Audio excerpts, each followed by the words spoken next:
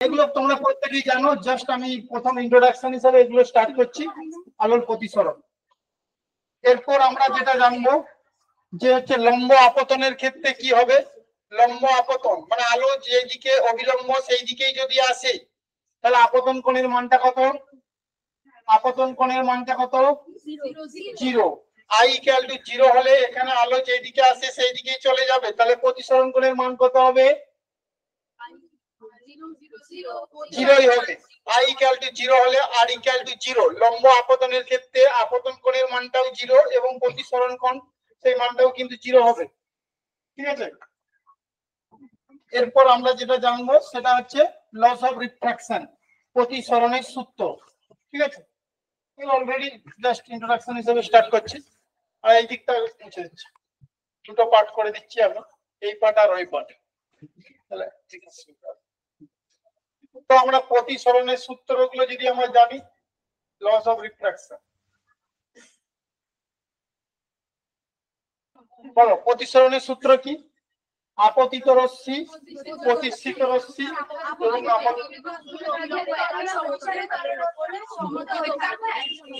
একই সমতলে থাকে। মানে এই যে আপতিত রশ্মি বলে এটাকে, এটা আই এদিকে যাওয়ার কথা, ধরো এইদিকে যাচ্ছে, এটা অবিলম্ব, এটা লঘু মাধ্যম এবং এখানে রিফ্র্যাকটিভ ইনডেক্স আমরা μ1 বলছি, এখানে ঘন মাধ্যম, এখানে রিফ্র্যাকটিভ ইনডেক্স আমরা μ2 বলছি। তাহলে আপতিত রশ্মি, এটাকে আপতিত রশ্মি, প্রতিসৃত রশ্মি এবং আপতন বিন্দু হচ্ছে এইটা। আপতন বিন্দুতে অঙ্কিত অবিলম্ব একই সমতলে থাকছে, একই সমতলে থাকে। 2 নম্বর হচ্ছে স্নেলের সূত্র, বলো। Sine of the angle of incidence মানে sine of I divided by sine of the angle of refraction মানে সাইন অফ আর। এই দুটো রেশিওটা বলছে একটা কনস্ট্যান্ট এবং সেই কনস্ট্যান্টটা বলছে কার সঙ্গে সমান না প্রথম মাধ্যমের সাপেক্ষে দ্বিতীয় মাধ্যমের প্রতিসরাঙ্ক। মানে এখানে আমরা তাহলে কি বলবো, মিউ। এই মিউটা কার প্রতিসরাঙ্ক না দ্বিতীয় মাধ্যমের প্রতিসরাঙ্ক প্রথম মাধ্যমের সাপেক্ষে 1 μ2। যেহেতু 1 থেকে 2 তে যাচ্ছে তাহলে 1 μ2 ডিনোট করছি এখানে, এবং দ্যাট ইজ ইকুয়াল টু আমরা লিখতে পারবো sin i by sin r equal to 1 μ2 মানে μ2 বাই μ1। 1 μ2 means কি μ2 by μ1, sin i by sin r equal to, এবারে μ1 যেহেতু 1 নিয়ে নাও এর বাই মাধ্যম, তাহলে তখন এটা মিউ হয়ে যাবে, μ2 equal to mu. You can take it as a, but এটাকেই আমরা বলবো স্নেলস ল, এটাকেই আমরা বলবো স্নেলের সূত্র, স্নেলস ল। ঠিক আছে। এই স্নেলস ল কিন্তু একটা নির্দিষ্ট মাধ্যমে নির্দিষ্ট বর্ণের মানে নির্দিষ্ট কালার থাকবে একটা, তার ক্ষেত্রেই ঘটবে। কালার যদি চেঞ্জ হয় তাহলে কিন্তু প্রতিসরাঙ্ক চেঞ্জ হবে। এটা আজকে প্রতিসরণের সূত্রগুলো ছিল আমাদের। এবং এটা তাপমাত্রার সঙ্গে সম্পর্ক আছে, তাপমাত্রা বাড়লে এই প্রতিসরাঙ্ক, এটাকে এই কনস্ট্যান্টের মান হচ্ছে প্রতিসরাঙ্ক, এবং এই তাপমাত্রা বাড়লে প্রতিসরাঙ্কের মান কিন্তু কমে। আপেক্ষিক প্রতিসরাঙ্ক এটাকেই বলবো, যখন এক মাধ্যমের সাপেক্ষে অন্য মাধ্যমের বলছি সেটাকেই বলবো আপেক্ষিক। এবং পরম প্রতিসরাঙ্ক বলতে কি বুঝবো, শূন্য মাধ্যমের সাপেক্ষে যখন আমরা বলবো, শূন্য মাধ্যমের সাপেক্ষে যখন কোনো মাধ্যমের প্রতিসরাঙ্ক, এটাকে বলে আপেক্ষিক প্রতিসরাঙ্ক। মানে এটা দ্বিতীয় মাধ্যমের প্রতিসরাঙ্ক কার সাপেক্ষে না প্রথম মাধ্যমের সাপেক্ষে, ওই জন্য 1 μ2 দ্বারা ডিনোট করেছি আমি। শূন্য মাধ্যমের সাপেক্ষে হয়ে গেলে সেটা হয়ে যাবে পরম প্রতিসরাঙ্ক। এবং সেক্ষেত্রে আমরা শূন্য মাধ্যমের প্রতিসরাঙ্ককে আমরা 1 ধরে নিই জেনারেলি। তো সেক্ষেত্রে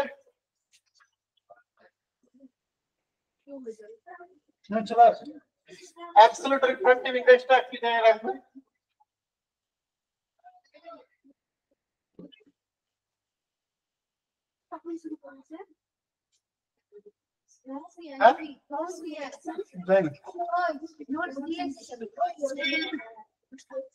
absolute refractive index হচ্ছে যখন আমরা sin i by sin r শূন্য মাধ্যমের সাপেক্ষে ধরে, শূন্য মাধ্যম মানে সেখানে মিউ, অনলি মিউ ধরে নিচ্ছি, μ2 বাই μ1 কে আমরা মিউ ধরে নেব।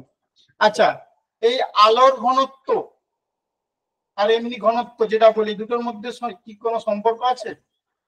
অপটিক্যাল ডেনসিটি আর এমনি নর্মাল ডেনসিটি যেটা বলে। আলোকীয় ঘনত্ব এবং শুধু ঘনত্বের সঙ্গে কোনো সেরকম কোনো সম্পর্ক নেই অ্যাকচুয়ালি। আমরা যেমন বলছি টারপিন তেল জানো তো, টারপিন অয়েলের স্পেসিফিক গ্র্যাভিটি যেটা ঘনত্ব যেটা বলি সেটা হচ্ছে 0.87, এটা ডেনসিটি, এটা নর্মাল ডেনসিটি যেটা বলছি। আর এমনি অপটিক্যাল ডেনসিটি যদি আমরা দেখি এর কিন্তু অনেক বেশি। চলে আসবে, তো সেটা হচ্ছে 1.47 এর কাছে অপটিক্যাল ডেনসিটি। এই অপটিক্যাল ডেনসিটি আর নর্মাল ডেনসিটি কোনো রিলেশন নাই। যেমন টারপিন অয়েলটা বললাম এর এমনি ডেনসিটি হচ্ছে 0.87, বাট এমনি অপটিক্যাল ডেনসিটি যদি তোমরা দেখো এর কিন্তু 1.47। সুতরাং আমরা সেরকম ভাবে কোনো সম্পর্ক নাই ঘনত্বের সঙ্গে আলোকীয় ঘনত্বের। ঠিক আছে, আর বাকিগুলো কিছু বলার দরকার নেই, আশা করি তোমরা জানো।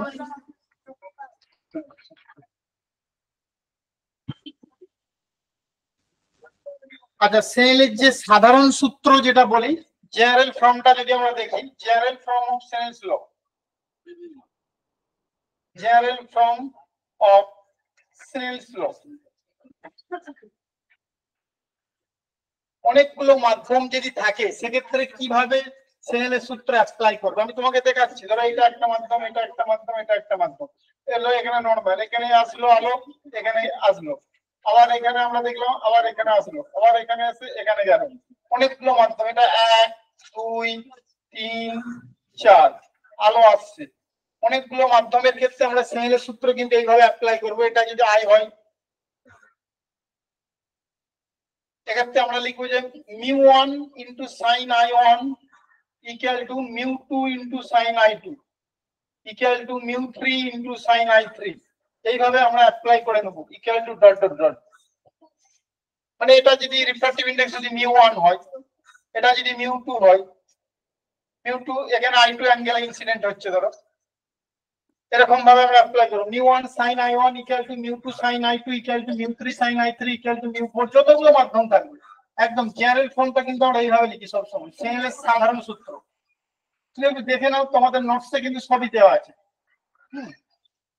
এরপর আমরা যেটা দেখব সেটা হচ্ছে কাঁচ ফলকের মধ্য দিয়ে প্রতিসরণ।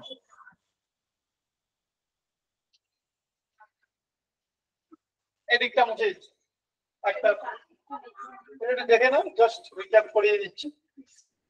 একটা সমান্তরাল কাঁচ ফলক, এর মধ্য দিয়ে যদি প্রতিসরণ হয়, ধরে নিচ্ছি এখানে আলো আসছে, এখানে ধরো i1 অ্যাঙ্গেল এসছে i1, এবং এদিকে একটু বেঁকে যাবে, তাহলে বেঁকে আবার এই মাধ্যমে চলে আসবে এবং এই মাধ্যমে আর এখান থেকে দূরে সরে যাবে। তো এখানে r1, এখানে r2, এখানে i2, এখানে আলো আসছে।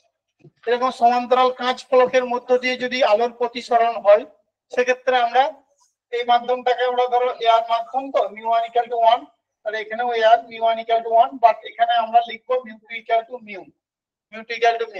এই ক্ষেত্রে তোমরা জেনারেল মানে স্নেলের সাধারণ সূত্রটা কিভাবে অ্যাপ্লাই করবে, ওই যে μ1 sin i1 ইকুয়াল টু কি লিখবে এর ক্ষেত্রে μ2 sin r1, এটা একটা লিখতে পারলে।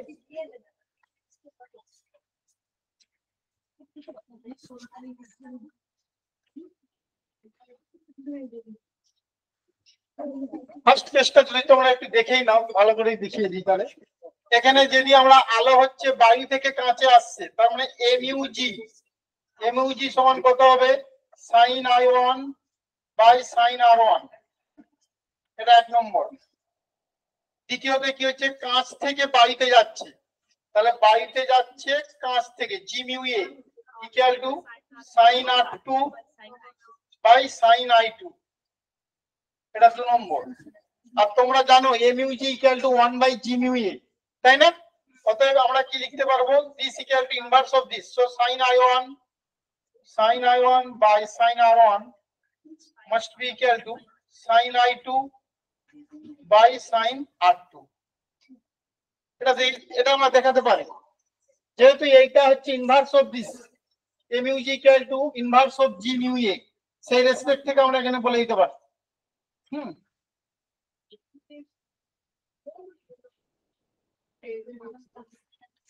চলো, আর এখানে r1 equal to r2 তোমরা দেখতেই পাচ্ছ। তাহলে r1 সমান যদি r2 হয়, r1 সমান r2 হলে i1 সমান i2 হবে। r1 সমান r2 হবে, এখানে r1 সমান r2 হলে i1 সমান i2 হবে। তার মানে কি, যে ভাবে এসেছিল সেইভাবেই কিন্তু আলোটা বেরিয়ে চলে যাচ্ছে, কিন্তু এখানে একটা পার্শ্ব সরণ হয়, ল্যাটারাল ডিসপ্লেসমেন্ট, পার্শ্ব সরণ। সেই পার্শ্ব সরণের মানটা কার কার উপর নির্ভর করে আমি লিখে দিচ্ছি।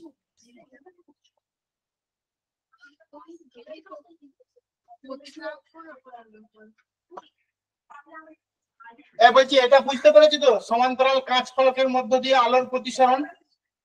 এখানে r1 সমান r2 হলে i1 সমান i2 হবে। সুতরাং যেভাবে রেটা আসছিল সেইভাবেই কিন্তু বেরিয়ে যাচ্ছে। এখানে কিন্তু একটা পার্শ্ব সরণ হয়, মানে দেখো রেটা যদি এই দিক, এই কাঁচ ফলকটা যদি না থাকতো তাহলে রেটা কোন দিকে আসতো? ডাইরেক্ট এরকম ভাবে চলে আসতো না? তাহলে এই যে একটা ডিসটেন্স তৈরি করলো, এটাকে বলে পার্শ্ব সরণ। এই পার্শ্ব সরণের মানটা ল্যাটারাল ডিসপ্লেসমেন্ট, ধরো যে যাই হবে, আমি যদি এল বলি, এল, এই ডিসটেন্সটার যে মানটা সেটা আছে, একটা এক্সপ্রেশনটা তোমরা মনে রাখবে, টি, এর বেদ যদি টি হয়, কাঁচ ফলকের বেদ টি ইনটু সাইন i1,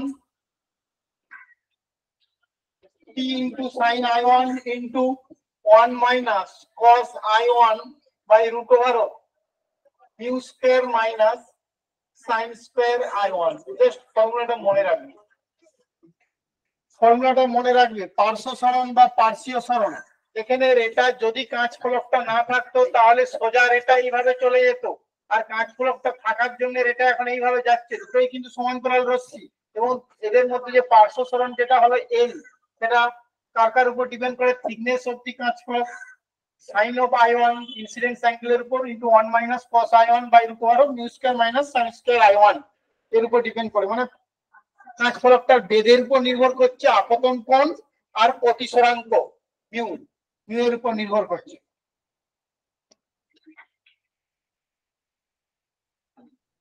তাহলে কোনো বিষয় এল আর টিটা কি বললেন? হ্যাঁ, এল আর টিটা কি বললেন? এখানে এলটা হচ্ছে এই যে দুটো কাঁচ ফলকটা না থাকলে আলোটা এইভাবে চলে যেত, আর এখন থাকার জন্য এইদিকে যাচ্ছে। এই দুটোর মানে সমান্তরাল রশ্মির মধ্যে যে দৈর্ঘ্য, সেটাকে বলে ল্যাটারাল ডিসপ্লেসমেন্ট, পার্শ্ব সরণ, সেটাকে এল বলছি। এই দুটো সমান্তরাল রশ্মির মধ্যে যে দূরত্ব, সেই এলটা, আর টি হচ্ছে কাঁচ ফলকের বেধ, মানে এর যে থিকনেস। টি হচ্ছে কাঁচ ফলকের বেধ, এল হচ্ছে এই দুটো রশ্মির মধ্যে যে দূরত্ব। এবার বুঝতে পেরেছো? হ্যাঁ স্যার। ঠিক আছে, একটু দেখে নাও, এগুলো তোমরা জানো অলরেডি, আমি জাস্ট রিক্যাপ করিয়ে দিচ্ছি তোমরা। আচ্ছা, প্রতিসরণের ডেফিনেশন তোমরা তো জেনেছো, সাইন আই বাই সাইন আর। আরো একটা ডেফিনেশন জানবে এখন, কি বলো তো? শূন্য মাধ্যমে আলোর বেগ বাই যে কোনো মাধ্যমে আলোর বেগ, mu equal to C by V. C হচ্ছে শূন্য মাধ্যমে আলোর বেগ বাই যে কোনো মাধ্যমে আলোর বেগ। আমরা তো জানি সি সব সময় greater than V. C always greater than the C, মানে কি লাইটের স্পিড। শূন্য মাধ্যমে আলোর বেগ কত? 3 × 10⁸ মিটার পার সেকেন্ড। সেটা সবচেয়ে বেশি, ইউনিভার্সে এর থেকে বেশি কোনো স্পিড হতে পারে না। সুতরাং সি যদি বেশি হয় ভি এর থেকে, তাহলে মিউটাও নিশ্চয়ই গ্রেটার দ্যান 1 হবে, তাই না? মিউ এর মান আমরা যেগুলো দেখি সবচেয়ে কম হচ্ছে বায়ু মাধ্যমে, সেটা 1.0 সামথিং। তার থেকে সব বেশি আছে দেখবেন, কখনোই মানে পয়েন্টে নাই, গ্রেটার দ্যান 1। মিউ এর মানটা ওই জন্য গ্রেটার দ্যান 1ই হয়। ওকে, এরপরে আমরা একটা সম্পর্ক জানবো। সম্পর্কটা হচ্ছে প্রতিসরাঙ্কের সঙ্গে আলোর তরঙ্গ দৈর্ঘ্যের সম্পর্ক। কচি সূত্র বলে, কচি রিলেশন। এটা CAUCHY, কচি রিলেশন, কচির সূত্র। এই কচি রিলেশনটা কি বলেছে না, প্রতিসরাঙ্কের সঙ্গে তরঙ্গ দৈর্ঘ্যের যে সম্পর্ক, সেটা হচ্ছে mu, mu equal to a plus b by lambda square plus c by lambda to the power 4 এরকম একটা রিলেশন আছে, যেখানে ল্যামডা হচ্ছে তরঙ্গ দৈর্ঘ্য, মিউ হচ্ছে প্রতিসরাঙ্ক, এবং আমরা কি দেখতে পাচ্ছি যে mu inversely proportional to lambda, mu inversely proportional to lambda, মানে if you plot mu versus lambda, এদিকে ল্যামডা এদিকে mu, if you plot then decrease করবে, এটা ডিক্রিজ করবে এরকম ভাবে, তাই না? Mu inversely proportional to lambda.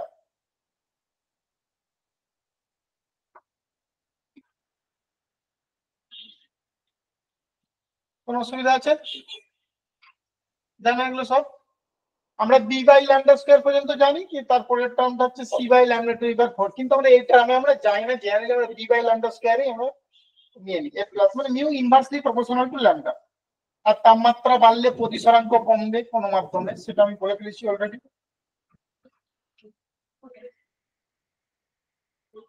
আচ্ছা, এরপরে আমরা যেটা জানবো, এই পার্টটা মুছছি, সমান্তরাল কাজ করো, এটা মুছে দিচ্ছে এদিকেরটা। এরপরে যেটা জানবো সেটা হচ্ছে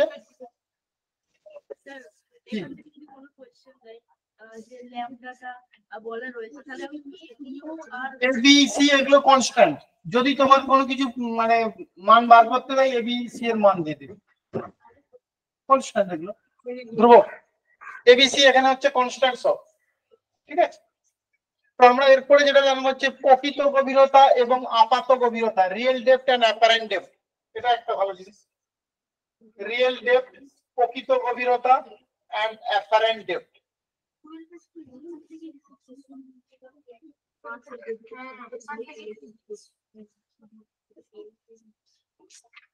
রিয়েল ডেপথ এবং অ্যাপারেন্ট ডেপথ, তোমরা এটা এর ক্ষেত্রে দেখেছো, যদি আমরা কোন একটা বস্তু, ধরো এটা লঘু মাধ্যম, এটা ঘন মাধ্যম, এখানে প্রতিসরাঙ্ক মিউ1, এখানে প্রতিসরাঙ্ক মিউ2, এটা নরমাল।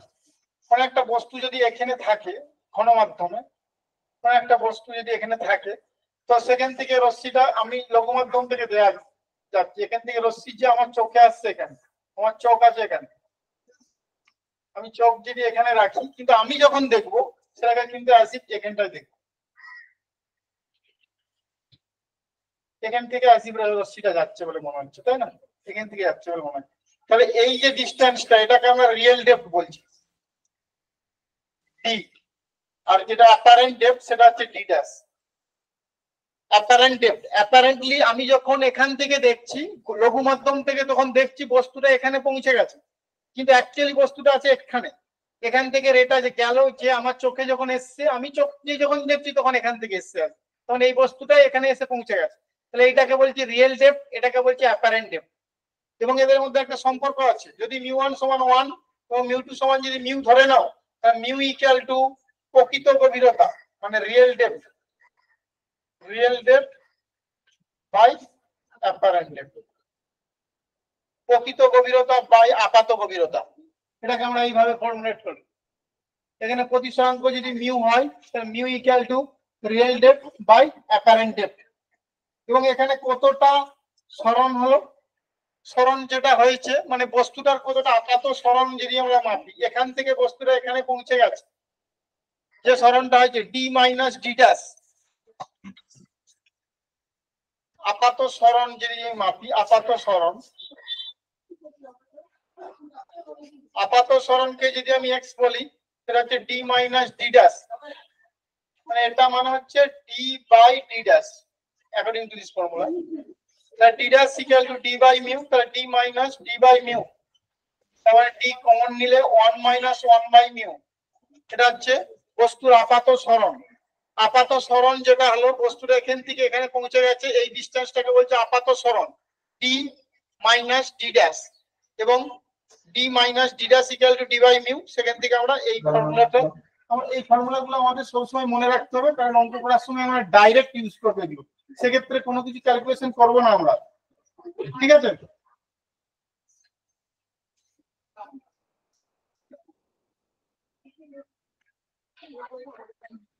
হয়েছে? বুঝতে পেরেছো? প্রকৃত গভীরতা বাই আপাত গভীরতা মানেই হচ্ছে প্রতিসরাঙ্ক ডি বাই ডি ড্যাশ এবং আপাত সরণ ডি ইন্টু 1 - 1/μ। এবং যদি তোমার অনেক মাধ্যম থাকে সেক্ষেত্রে কি করবে? এটা তো একটা মাধ্যমের ক্ষেত্রে বললাম, তো দুটো মাধ্যম আছে, সেক্ষেত্রে এই ফর্মুলাটা কিভাবে অ্যাপ্লাই করবে? বিভিন্ন মাধ্যমে বিভিন্ন প্রতিসরাঙ্ক থাকবে,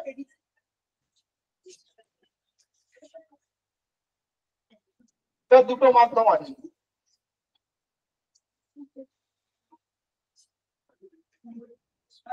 এখানে ধরো μ1, এখানে μ2, এখানে প্রকৃত গভীরতা হচ্ছে h1, এখানে ধরো h2। আমি একটা রশ্মিকে আমি এখান থেকে দেখছি আছি, তাহলে সেক্ষেত্রে আমাদের কি হতে হবে? এখানে আমি দেখতে চাইছি কোন একটা বিন্দুকে,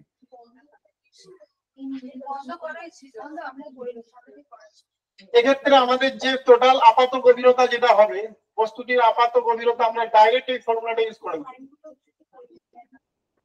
ওই যে ডি বাই মিউ, তাহলে ফার্স্ট কেস হবে h1/μ1 plus h2 by μ2, direct আমরা ফর্মুলা ইউজ করব। h1 h2 যদি গভীরতা হয় দুটো মাধ্যমে, μ1 μ2 যদি প্রতিসরাঙ্ক হয়, তাহলে h1/μ1 plus h2 by μ2 total আপাত গভীরতা আমরা কিন্তু এইটার সাহায্যে, এই ফর্মুলার সাহায্যে আমরা মাপব।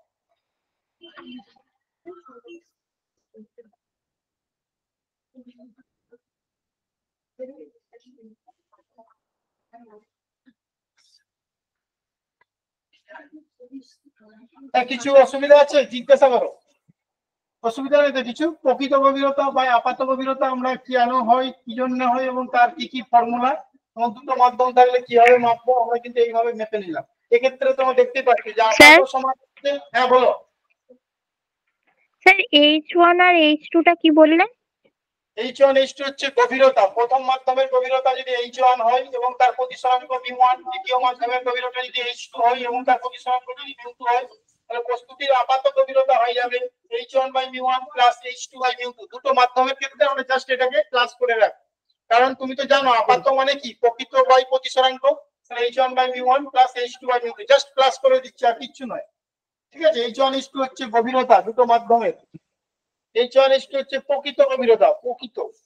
আপাত আমরা নির্ণয় করতে গেলে h1/μ1 প্লাস h2/μ2। আপাত গভীরতা তো কম না, আমরা দেখলাম কম এটা।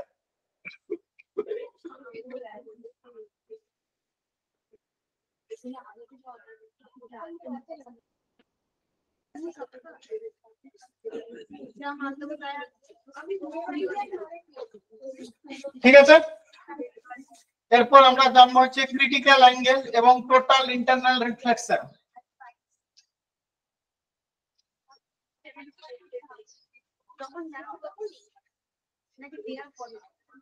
সংকট কোণ এবং আভ্যন্তরীণ পূর্ণ প্রতিফলন। চলো,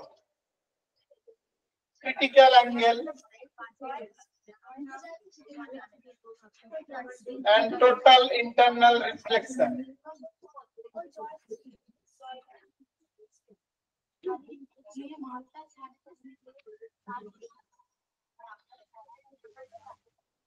এটা জানো সংকট কোণ এবং আভ্যন্তরীণ পূর্ণ প্রতিফলন?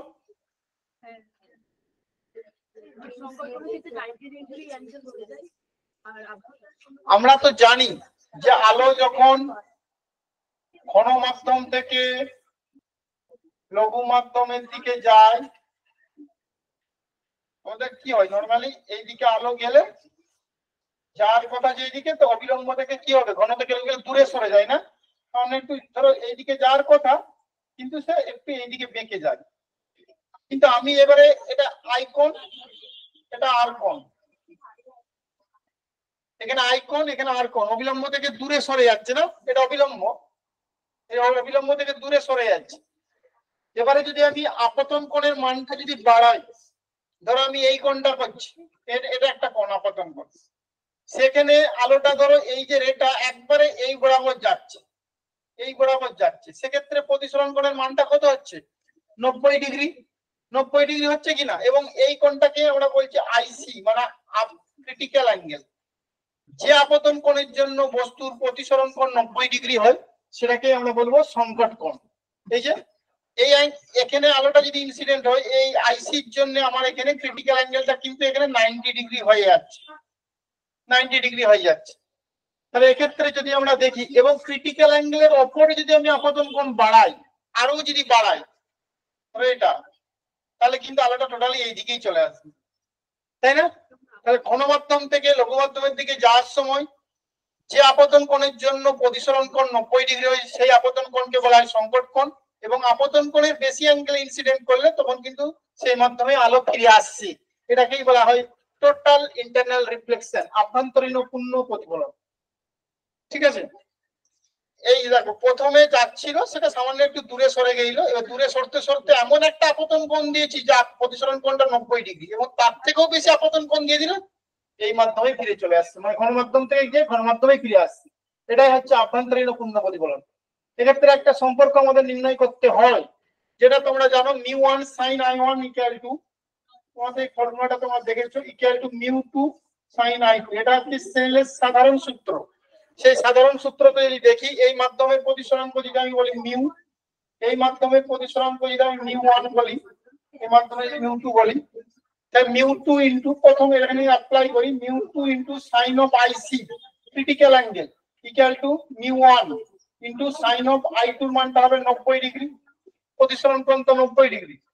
এই স্নেলের সাধারণ সূত্র দিয়ে যদি আমরা দেখি, এবং μ1 সমান 1 এবং μ2 সমান যদি মিউ ধরে নিই, mu into sin ic equal to 1, তাহলে mu equal to 1 by sin ic।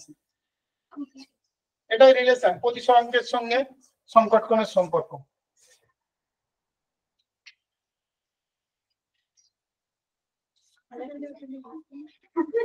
তো প্রতিসরাঙ্কের সঙ্গে সংকট কোণের সম্পর্ক হচ্ছে এটা।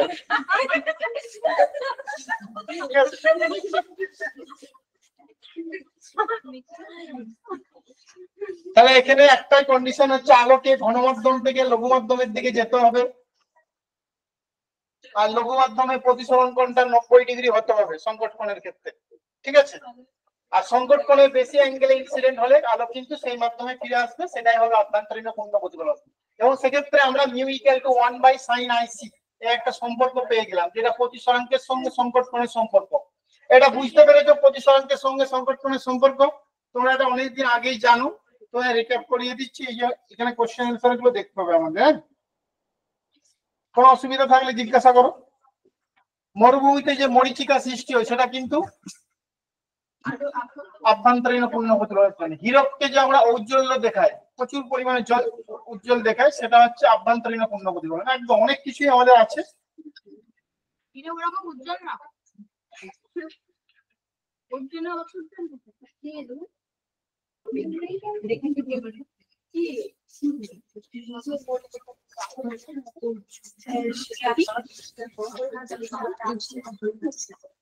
জলের নিচ থেকে তুমি যদি উপরের দিকে তাকাও সূর্যের দিকে, তুমি কিরকম দেখবে সূর্যকে?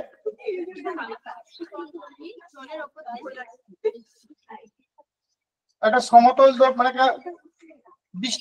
আমি এখানে এটা মুছে দিচ্ছি,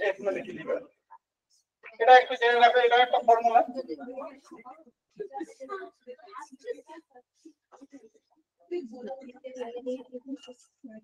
ধরো এটা হচ্ছে তোমার জলের সারফেস, তুমি ধরো এখানে আছো, সূর্য যদি এখানে থাকে,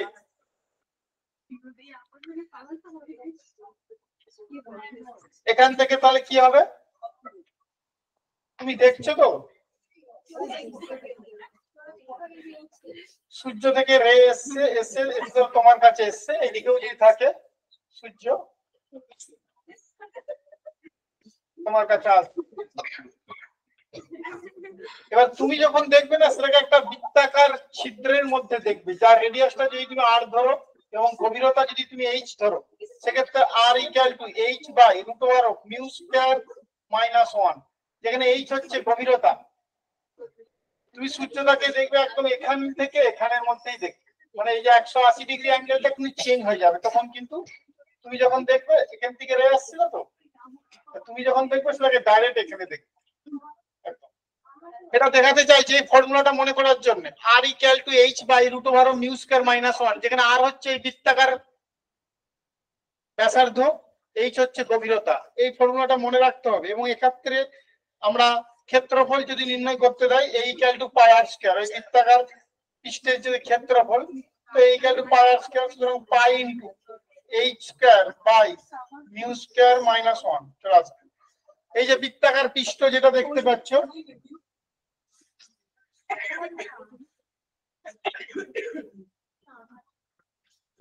জলের প্রতিসরাঙ্ক এখানে মিউ, এখানে জল আছে তো প্রতিসরাঙ্ক মিউ, আর হচ্ছে বৃত্তাকার পৃষ্ঠের ব্যাসার্ধ, এইচ হচ্ছে গভীরতা, আর এর সঙ্গে এইচ এর সম্পর্ক হচ্ছে এইটা হয়, এবং সেক্ষেত্রে ক্ষেত্রফল আমরা এইভাবে নির্ণয় করে দিতে পারবো।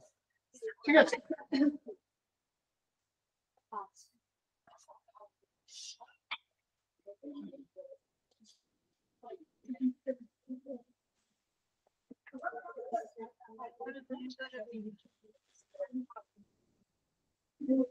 মানে উদয় থেকে অস্ত পর্যন্ত সূর্য আমাদের চোখে 180 ডিগ্রি কোণ করে, কিন্তু জলের নিচে যে থাকবে সে দেখবে 97 ডিগ্রি কোণটা করছে, কোণটা কমে যাচ্ছে 180 থেকে 97, অনেকটা কমে যাবে, এটা বলতে চাইছি। দেখবে এগুলো তোমরা দেখেছো অলরেডি, আমি জাস্ট একটু করে জানি মানে ধরিয়ে দিয়ে চলে যাচ্ছি। এরপর আমরা স্ফেরিক্যাল রিফ্র্যাক্টিং সারফেস, গলীয় প্রতিসারক তল, সেখানটা একটু দেখাচ্ছি। এটা হচ্ছে গেল এই দিকেরটা,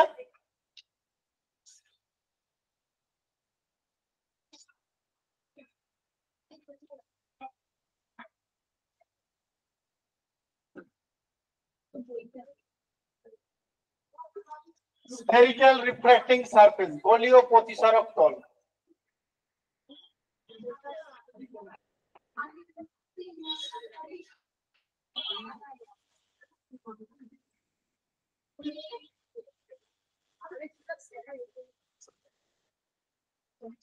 এটা আমি ধরছি গলীয় উত্তল তল যদি হয়, এক্ষেত্রে যদি আমরা দেখি এটা লঘু মাধ্যম, এক্ষেত্রে মিউ1, এক্ষেত্রে যদি ঘন মাধ্যম হয় মিউ2, এবং মিউ1 এর থেকে মিউ2 টা বেশি, সেটা দেখতেই পাচ্ছ। গলীয় উত্তল প্রতিসারক তল যদি হয়, সেক্ষেত্রে এর একটা সেন্টার অফ কার্ভেচার থাকবে, ফোকাস থাকবে। এক্ষেত্রে একটাই ফর্মুলা তোমরা মনে রাখবে দুটোর ক্ষেত্রেই, গলীয় উত্তল তল হোক আর অবতল তলই হোক, mu two by v minus mu one by u equal to mu two minus mu one by r. এই ফর্মুলাটা মনে রাখবে সবসময়। ভি হচ্ছে তোমাদের প্রতিবিম্ব দূরত্ব, ইউ হচ্ছে বস্তু দূরত্ব, মিউ2 হচ্ছে ঘন মাধ্যমের প্রতিসরাঙ্ক, মিউ1 হচ্ছে লঘু মাধ্যমের প্রতিসরাঙ্ক, মিউ2 মাইনাস মিউ1 হচ্ছে প্রতিসরাঙ্কের যে ডিফারেন্স, আর হচ্ছে রেডিয়াস, রেডিয়াসটা তো একটা থাকবে। এটা গলীয় উত্তল তল বা অবতল তল, যে কোনো ক্ষেত্রেই আমরা এই ফর্মুলাটা অ্যাপ্লাই করব। এই ফর্মুলাটা মনে রাখবে, mu two by v minus mu one by u equal to mu two minus mu one by r. এবং এই টার্মটাকে আমরা বলি গলীয় প্রতিসারক তলের ক্ষমতা, এটাকে বলে প্রতিসারক তলের ক্ষমতা, পাওয়ার, পাওয়ার অফ রিফ্র্যাক্টিং সারফেস। গলীয় প্রতিসারক তলের ক্ষমতা, ক্ষমতা মানে কি আমরা জানি তো 1/f না, ক্ষমতা মানে কি জানি, P ইকুয়াল টু 1/f, লেন্সের ক্ষেত্রে আমরা দেখেছিলাম। আর f মানে কি r/2, f মানে r/2। সেই রিলেশন থেকে তোমরা এটাকে অ্যানালাগাস বলতে পারো যে প্রতিসারক তলের ক্ষমতা বলতে আমরা ওই দিকের টার্মটাকেই বলি।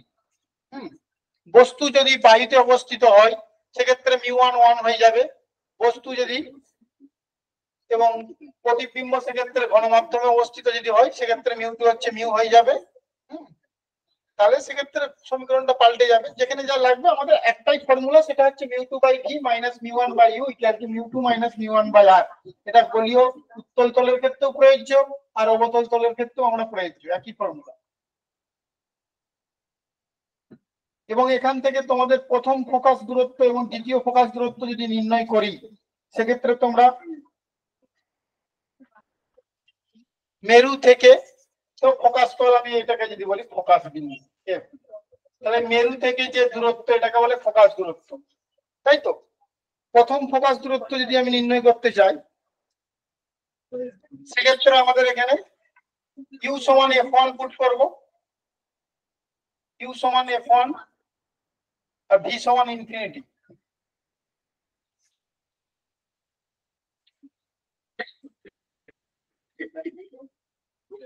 এদিকে একটা ফোকাস থাকবে, এদিকে তাহলে এখানে ইউ সমান f1 আর v সমান ইনফিনিটি যদি পুট করে দাও তাহলে কিন্তু প্রথম প্রকাশ দূরত্ব নির্ণয় পেয়ে যাবে। তাহলে এখানে পুট করে দাও, তাহলে মিউ2 এর মানটা কত হয়ে যাবে এখানে v সমান ইনফিনিটি, মানে মিউ2 টার্মটা থাকছে না, মিউ1 টা হচ্ছে mu one minus mu one by u সমান f1 equal to mu two minus mu one by r। সেক্ষেত্রে আমরা f এর একটা রিলেশন f1 টা আমরা বার করে নিতে পারবো। এই যেহেতু জাস্ট দেখে রাখবে mu one into r divided by mu two minus mu one. এটা হচ্ছে প্রথম ফোকাস দূরত্ব, মানে এখানে আমরা f1 টা যদি নির্ণয় করি এখানে f2 একই রকম ভাবে নির্ণয় করতে পারবো, u equal to f1 v equal to infinity, সেই রিলেশন থেকে আমরা f1 এর মানটা নির্ণয় করতে পারবো। আবার সেকেন্ড কেসে যদি আমি f2 নির্ণয় করতে চাই তাহলে আমাদের কি v equal to f2 put করতে হবে, তাই না? আর u equal to infinity v equal to f2 put করলে তুমি এখান থেকে f2 পেয়ে যাবে এই রিলেশন থেকে, এবং f2 এর মানটা আসবে জাস্ট দেখে রাখা কিন্তু মিউ2 into r by mu two minus মিউ1। এগুলো জাস্ট আমি কি বলবো, এগুলো একটাই ফর্মুলা, এখানে এইটা এই বেসিক ফর্মুলা থেকেই সব আসবে আর কিছু নয়। ওখান থেকেই তোমার বিভিন্ন কেসে বিভিন্ন রকম বেরিয়ে যাবে। এখানে f1 নির্ণয় করতে পারবো by this formula, R f2 দ্বিতীয় প্রকাশ দূরত্ব সেটা নির্ণয় করতে পারবো, এগুলো পুট করবে। এখানে পুট করে দাও তুমি এখানে f1 f2 পেয়ে যাবে। ওকে স্যার আর একবার এটা বোঝাবেন? হ্যাঁ বলছি, এটা গোলীয় প্রতিসারক তলের ক্ষেত্রে আমরা লঘু মাধ্যম ঘন মাধ্যম বলেছি, এবং সেক্ষেত্রে আমাদের ধরেছি ঘন মাধ্যমের প্রতিসরাঙ্ক বেশি, এবং সেক্ষেত্রে উত্তল হোক আর অবতল হোক, অবতলের ক্ষেত্রেও যদি আমরা সেটাকে দেখি, অবতলের ক্ষেত্রেও তোমরা দেখতে পারো, আমি পাশে যদি এঁকেই দিয়ে দেখো, অবতল তলের ক্ষেত্রেও যদি তোমরা দেখো সেক্ষেত্রে তোমার হচ্ছে এটা মিউ1, হ্যাঁ এটা মিউ2, এটা অবতল তল, এটা অবতল প্রতিসারক তল, এটা হচ্ছে উত্তল প্রতিসারক তল। এই দুই ক্ষেত্রেই মিউ1 মিউ2, এটা লঘু মাধ্যম, এটা লঘু, এটা হচ্ছে ঘন মাধ্যম। এই দুই ক্ষেত্রে আমাদের যে বেসিক ফর্মুলা ইউজ করব সেটা হচ্ছে এইটা। তো এই রিলেশনটা কি করে আসে তোমরা সেটা এইচএসে দেখে নিয়েছো কি হবে, mu two by v minus mu one by u equal to mu two minus mu one by r. আর হচ্ছে ব্যাসার্ধ, এই যে গোলীয় তলের ব্যাসার্ধ থাকবে তার একটা সি থাকবে, তো সি মানে সেখানে একটা আর থাকবে, আর ভি হচ্ছে প্রতিবিম্ব দূরত্ব, ইউ হচ্ছে বস্তু দূরত্ব, মিউ1 মিউ2 তো বলেছি। এবং এই টার্মটাকে আমরা বলবো প্রতিসারক তলের ক্ষমতা, সেই টার্মটা। এবং সেক্ষেত্রে আমরা প্রথম ফোকাস দূরত্ব f1 এবং দ্বিতীয় ফোকাস দূরত্ব f2 এই ভ্যালু পুট করে আমরা বার করে নিতে পারবো, এবং তাদের ভ্যালুগুলো হচ্ছে এরকম আসবে, তোমরা ক্যালকুলেশন করে দেখে নিতে পারো।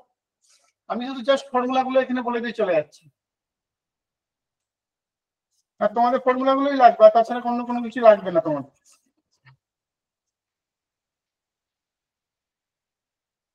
এবং f1 f2 এই যে সমীকরণ, এই দুটো সমীকরণ থেকে তোমরা আরো একটা রিলেশন পেতে পারো। আর এর মান যদি তোমরা তুলনা করো, মানে দু ক্ষেত্রেই যদি তোমরা আরটাকে যদি সমান করো এখান থেকে, তাহলে f1 f2 যে সমীকরণটা আসবে মিউ1 f2, দেখিয়ে দিচ্ছি,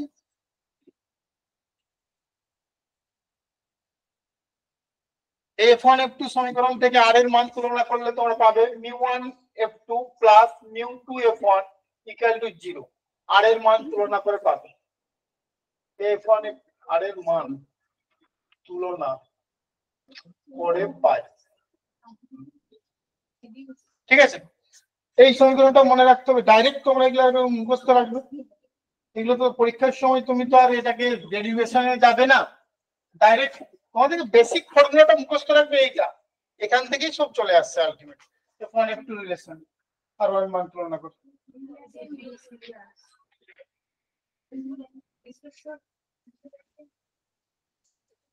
ধরো একটা উত্তল প্রতিসারক তলের ক্ষেত্রে তোমাকে দেখাচ্ছি, ধরো একটা বস্তু আছে, এই বস্তু থেকে একটা রশ্মি সমান্তরাল আসছে, সমান্তরাল এলে সেটা কি হবে, ফোকাস দিয়ে যায়।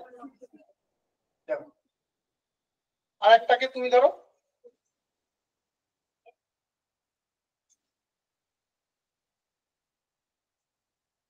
ডাইরেক্ট তুমি এইদিকে পাঠাচ্ছ, এক্ষেত্রে দুটো বস্তু ধরো এখানে মিট করলে, এখানে প্রতিবিম্ব তৈরি করলে, এটা হচ্ছে ইউ বস্তু দূরত্ব, এখানে ভি হচ্ছে প্রতিবিম্ব দূরত্ব। এক্ষেত্রে যেই তোমরা বিবর্ধন মানে কি, প্রতিবিম্ব উচ্চতা বাই বস্তুর উচ্চতা, এবং সেক্ষেত্রে এই ক্ষেত্রে যেটা পাবে মিউ1 ইন্টু ভি মানে এখানে μ1 প্রতিসরাঙ্ক আর এখানে μ2 প্রতিসরাঙ্ক যদি হয় μ1 * v বাই μ2 * u এরকম ভাবে পেয়ে যাবে। জাস্ট এটা দেখতে রাখলাম। বিবর্ধন মানে বস্তুর এই প্রতিবিম্ব উচ্চতা বাই বস্তুর উচ্চতা সমান μ1 * v বাই μ2 * u এরকম ভাবে পাবো তোমরা। μ1 μ2 তুমি তো দেখতেই পাচ্ছ। যে কোনো প্রতিসরক তলের ক্ষেত্রে এটা উত্তলের হোক অবতল হোক তোমরা এই ফর্মুলা ইউজ করবে। ঠিক আছে, আমাদের মোটামুটি থিওরি পার্টটা রিফ্রাকশনে কমপ্লিট হয়ে গেছে। তোমরা লাস্ট দিক থেকে আসো। এবার লাস্ট কোশ্চেন দেখো, সেখান থেকে আমাকে বলে দাও যে কোন কোন অঙ্কগুলো একটু করে দেখিয়ে দেব। কোনো স্পেসিফিক কোনো কিছু বলা যাবে না এখানে, একদম লাস্ট দিক থেকে দেখতে শুরু করো। লাস্ট থেকে, প্রথম থেকে দেখার কোনো দরকার নাই। অনলাইনকেও বলছি লাস্টের পেজটা খুলো, কোশ্চেন নাম্বার 103 দেখতে পেয়েছো? রিফ্রাকশন অফ লাইটে 103 থেকে একটু দেখে বলো যে কোন কোন অঙ্কগুলো আমি করে দেখিয়ে দেবো এখানে পড়ে, সেই অঙ্কগুলোই করবো। এবং তোমরা খুবই, সেটা আশা করি খুবই কম পরিমাণেই হবে, বাকিগুলো পারবে তোমরা। লাস্টের দিক থেকে দেখো, প্রথম দিক থেকে দেখার কোনো দরকার নাই, প্রথমের গুলো তোমরা পারবে সবাই। হ্যাঁ,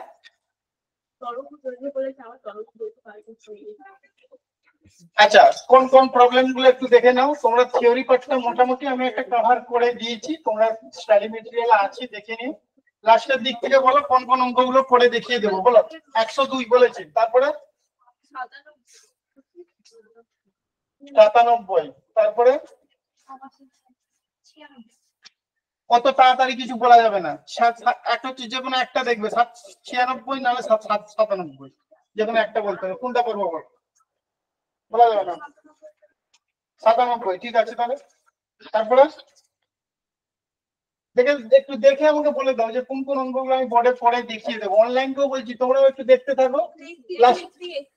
83, আচ্ছা 83, আমি যে যে অঙ্কগুলো শুরু করবো 86 আর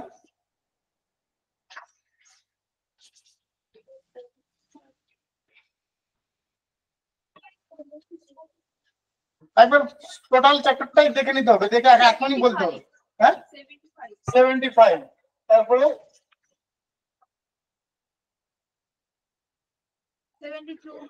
72 দেখুন তাড়াতাড়ি হয়ে যাচ্ছে, মানে আরো একটু ছেড়ে ছেড়ে বলবো। হ্যাঁ, 75 72 69 বেশি হয়ে যাচ্ছে।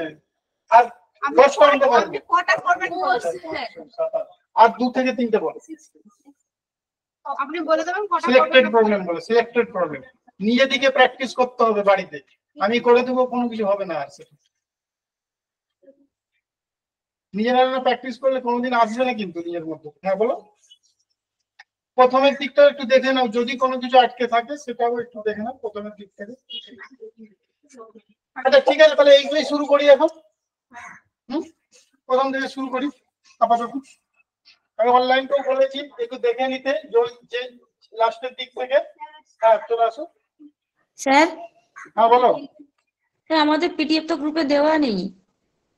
রিফ্রাকশন অফ লাইট পিডিএফ দেওয়া নাই? না আচ্ছা, ওটা না একটু স্যার, খুঁজে পাচ্ছি না। আমিও ওর জন্যই খুঁজে পাচ্ছিলাম না। আমাদের লাইটের ব্রাঞ্চ পুরো কি হয়েছে?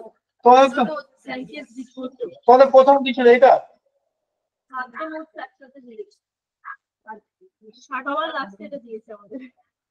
কোনটা দিয়েছে?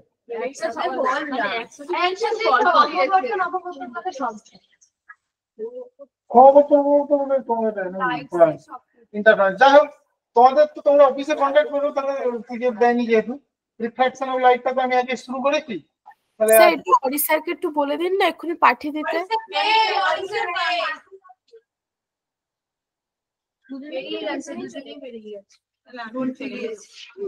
আবার চলে আসবে।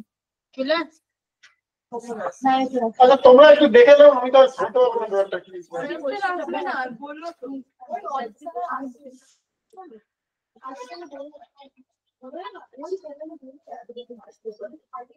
আচ্ছা 102 নাম্বার প্রবলেমটা আমি একটু বলছি, মুখে শুনে নাও। একটি একবর্ণী নীল আলোর একটি রশ্মি, না না লাস্ট থেকে হবে, সরি বলেছি না এরপর প্রথম থেকে হবে না, লাস্ট থেকে শুরু হবে এবং লাস্টের গোটা কথা প্রবলেমে আমি দেখিয়ে দেবো, বাকি তোমরা বাড়িতে করো, হবে না। একটি একবর্ণী নীল আলোর একটি রশ্মির তরঙ্গ দৈর্ঘ্য দেওয়া আছে, উহাকে জলে ফেলা হলে জলের প্রতিসরাঙ্ক দেওয়া আছে, তরঙ্গ দৈর্ঘ্য কত হবে? বায়ুতে তরঙ্গ দৈর্ঘ্য দেওয়া আছে, জলে ফেললে তরঙ্গ দৈর্ঘ্য কত হবে? খুবই সহজ, তোমাদের যে রিলেশন যেটা কসি রিলেশন মনে পড়েছে, mu equal to a plus b by lambda square, আর নেব না ধরো c by lambda t by 4, আমরা মোটামুটি দেখে নেব যে মিউ হচ্ছে ইনভার্সলি প্রপোর্শনাল টু ল্যামডা, তাহলে মিউ 1 বাই মিউ 2, সেটা আমরা কি লিখতে পারি, lambda 1 square by lambda 2 square, এরকম ভাবে লিখে দিতে পারি। Mu inversely proportional to lambda square, তাহলে মিউ 1 বাই মিউ 2 করলে lambda 2 square by lambda 1 square পাবো তো। তাহলে মিউ 1 টা যদি বাইতে ধরি, বাইতে 1, জলের রিফ্র্যাক্টিভ ইনডেক্স দেওয়া আছে 4/3 ইকুয়াল টু ল্যামডা 2 টা আমরা ক্যালকুলেট করব, ল্যামডা 1 টা দেওয়া আছে কত 4200, বাইতে 4200 তার হোল স্কয়ার, ঠিক আছে। এটা ক্যালকুলেশন করলে তোমার চলে আসবে 3/4 রুট ওভার অফ স্কয়ারটাকে যদি আমি ভেঙে দিই আগে বোথ সাইডে স্কয়ার করলে, তাহলে এটা ল্যামডা 2 বাই 4200 অ্যাংস্ট্রমে আসবে। তাহলে এখান থেকে lambda 2 equal to 4200, lambda 2 equal 4200 into root 3 by 2 সমান 21 ইনটু রুট 3, এটা ক্যালকুলেশন করলে যত আসবে এত অ্যাংস্ট্রমে চলে আসবে। এটা আমাদের এই যে সম্পর্কটা, এই সম্পর্কের আমরা ফার্স্ট দুটো টার্ম নিয়ে আমরা দেখি জেনারেলি এই সম্পর্কটা, এটা কচি রিলেশন যেটা বললাম। তো mu proportional to inverse proportional to lambda square, তাহলে আমরা দুটো মাধ্যমের ক্ষেত্রে 1/2 লিখেছি, তাহলে এখানে ল্যামডা 2 বাই ল্যামডা 1 হবে যদি ইনভার্সলি প্রপোর্শনাল টু, কি হয়েছে, আর ওইটাকে 1 টাকে আমি বায়ু ধরেছি, দ্বিতীয়টাকে আমি জল ধরেছি, সেই মতো ল্যামডা 2 ল্যামডা 1 পুট করেছি, ল্যামডা 2 এর মানটা আমাকে ক্যালকুলেট করতে বলেছেন, ঠিক আছে। কত আসবে এটা ক্যালকুলেট করলে, রুট 3 মানে হচ্ছে 1.732, তাই তো 3570 আসছে, তাই তো 3570 অ্যাংস্ট্রম। হ্যাঁ এখানে তোমাদের এবারে দেখো আমাদের অ্যাপ্রক্সিমেট রিলেশন ইউজ করেছি, 3 এর কাছে যে ভ্যালুটা আছে সেটাই তোমরা নেবে, এখানে ডি এর অপশনটাই চলে আসবে 3150, হ্যাঁ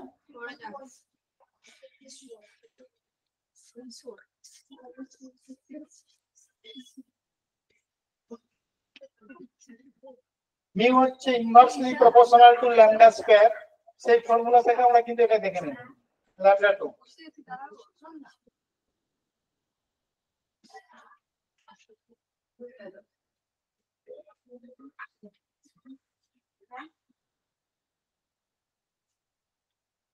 বলো, বুঝতে পেরেছো?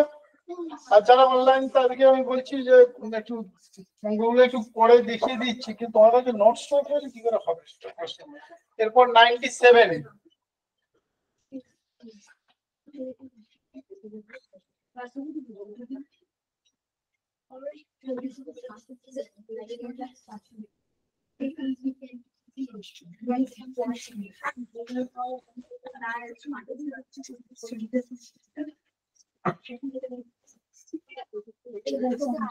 এবার 97 এরটা চলে আসো, কি বলেছে দেখো, 1.5 প্রতিসরাঙ্কের 12 সেমি ব্যাসের একটি কাচের গোলকের কেন্দ্রে একটি বিন্দু বস্তু আছে, মানে 12 সেমি ব্যাসের একটি কাচের গোলক, তার কেন্দ্রে একটা বিন্দু বস্তু আছে এবং তার প্রতিসরাঙ্ক মিউ ইকুয়াল টু 1.5, এটা 12 সেমি ব্যাস। গোলকটির পৃষ্ঠতল থেকে অসৎ প্রতিবিম্বের দূরত্ব কত, মানে প্রতিবিম্ব দূরত্ব চেয়েছে আলটিমেটলি পৃষ্ঠতল থেকে, হ্যাঁ। তো আমি এখানে ওই একটাই ফর্মুলা আমি জানি যে μ2/v minus μ1/u equal to μ2 minus μ1/r। এই ফর্মুলাটা আমরা ইউজ করব, যেটা এটা গোলীয় প্রতিসারক তল। তো আমি এই সারফেসটাকে যদি আমি দেখি, এই সারফেসটার ক্ষেত্রে আমি দেখতে পাচ্ছি যে বস্তু আছে হচ্ছে ঘন মাধ্যমে, প্রতিবিম্ব হচ্ছে লঘু মাধ্যমে, তার মানে μ1টা হবে 1.5, আর বস্তু কত দূরে আছে না 6 সেন্টিমিটার দূরত্বে আছে, 6। আর এখানে μ2টা হচ্ছে 1 বাই মাধ্যম, প্রতিবিম্ব দূরত্ব আমরা বার করতে হবে, যেটা এটা উল্টো দিকে আছে যেটা পজিটিভ হয়ে যাবে, ইকুয়াল টু এখানে হয়ে যাবে μ2 হচ্ছে 1 মাইনাস 1.5 বাই r, আর মানে 6, আর মানে 6। ঠিক আছে,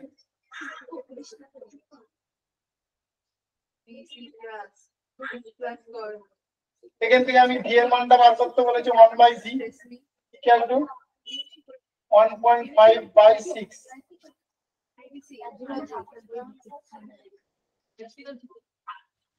মাইনাস 0.5/6, 1.5। আচ্ছা এই তো মাইনাস ছিল, মাইনাস মানে এই সারফেসটার ক্ষেত্রে দেখছি আর কি, আজ বস্তু দূরত্ব এইদিকে হচ্ছে প্রতিবিম্ব দূরত্ব, প্রতিবিম্ব দূরত্ব বস্তু দূরত্ব।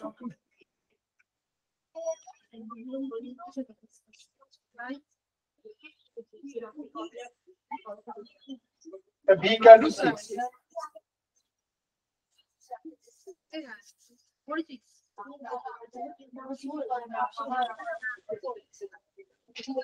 তাহলে গোলকটির পৃষ্ঠতল থেকে অসৎ প্রতিবিম্বের দূরত্ব হবে 6।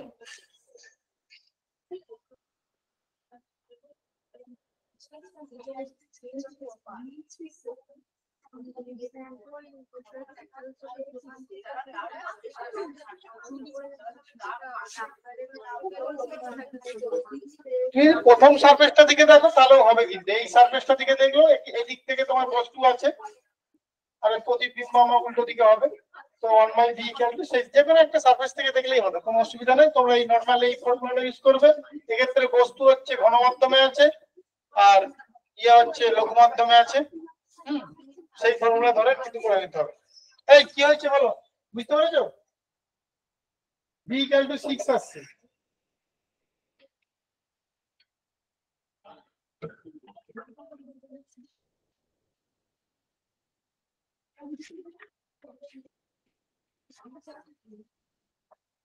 আচ্ছা 96টা কি তোমরা করতে বলছিলে? 96 নাকি পেরে যাবে? 96 এটা দেখে নাও একটু।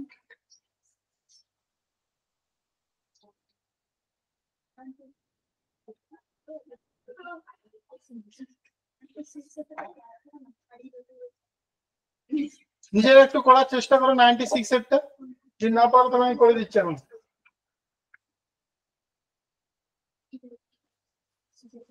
এখানে দুটো কেসে সিরিজ গুলো অ্যাপ্লাই করবে, একটা মাধ্যম আই আর দেখতে পাচ্ছ আর একটা আর আর 90 ডিগ্রি।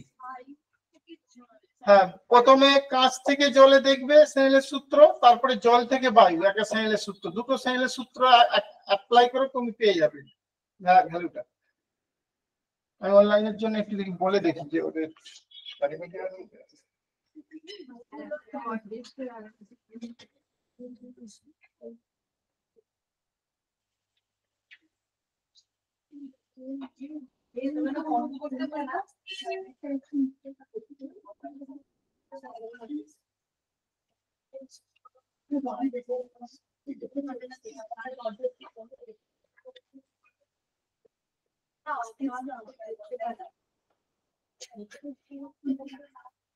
আচ্ছা 96 এর তো হয়েছে তো, 96 मैं দেখিয়ে দিচ্ছি একটু।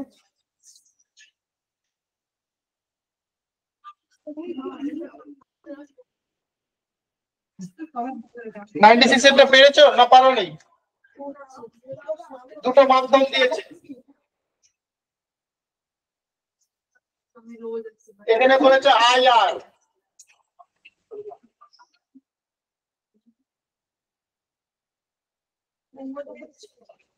এটা আই এটা আর।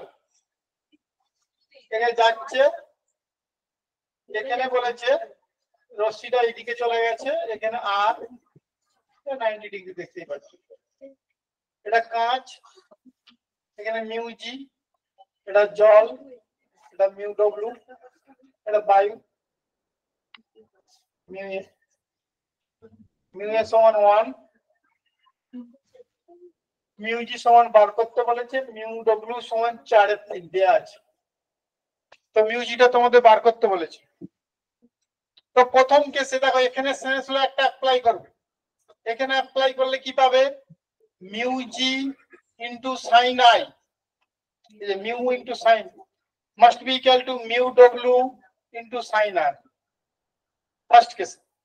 সেকেন্ড থেকে একটা মিউ ডব্লিউ গিভেন আছে, তাহলে mu G by mu W equal to sine R by sine I, এটা 1 নম্বর দিয়ে রাখলাম।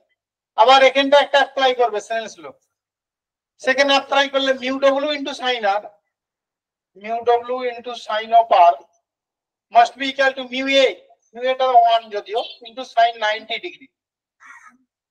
তো সেখান থেকে তোমরা সাইন আর এর মানটা তোমরা বার করে নাও, কারণ মিউ ডব্লিউ দেওয়া আছে 4/3 into sine R equal to 1, সেখান থেকে সাইন আর এর মানটা হয়ে যাবে 3/4। 2 নম্বর সাইন আর এর মানটা এখানে পুট করে দাও 1 নম্বরে, 1 নম্বরে পুট করে দিলে তোমরা কিন্তু মিউ জির মানটা পেয়ে যাবে।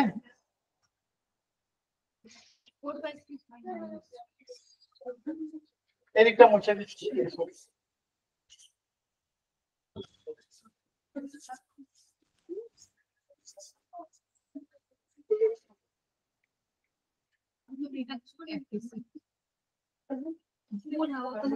এখানে তোমরা মিউ ডব্লিউটা লিখিয়ে রাখো না, লিখে রাখলে অসুবিধা হবে। Mu W equal to 1 by sine R, 1 by mu W, এই 1 বাই মিউ ডব্লিউ মানে সাইন আর, এখানে পুট করে দাও 1 নম্বরে, তাহলে mu G by sine R, 1 by mu W মানে সাইন আর, হ্যাঁ, into sine R equal to sine R by sine I.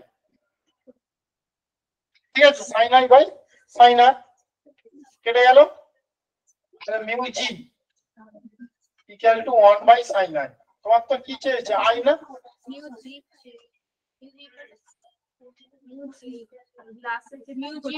হ্যাঁ, এটা কি চলে আসছে আর কি, যেখানে ওই করে তোমার একই পাবো, কোনো অসুবিধা নেই। জাস্ট প্রথম ক্ষেত্রে আমরা এই পয়েন্টে সেন্স ল অ্যাপ্লাই করেছি একটা, আর এই পয়েন্টে একটা সেন্স ল অ্যাপ্লাই করেছি, যেমন mu 1 sine I 1 equal to mu 2 sine I 2, ওই ফর্মুলাতেই রেখেছি।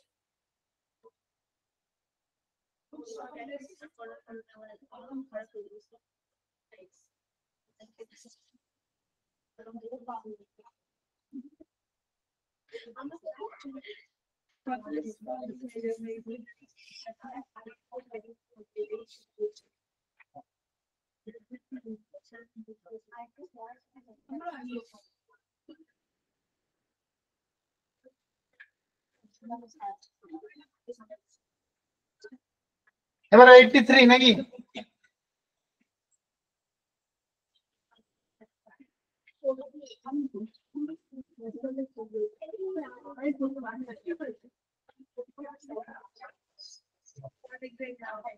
এবারে 83 চলো, আমি অঙ্কটা পড়ছি অনলাইনে, বলছি একটু শুনে নিতে, আমি বলেছি তোমাদের নোটসটা পাঠিয়ে দিতে। 1.5 সেন্টিমিটার পুরু একটি কাঁচের পাতের পিছনের পৃষ্ঠে পারদের প্রলেপ লাগানো আছে। পাতটির সামনের পৃষ্ঠ থেকে 60 সেন্টিমিটার দূরে থেকে কোনো ব্যক্তি পাতটির দিকে তাকালে পাতটির সামনের পৃষ্ঠের কত পেছনে তার প্রতিবিম্ব দেখবে। মানে ছবিটা যদি তোমরা আঁকো, এখানে একটা কাঁচ পাতলা কাঁচের পাত আছে,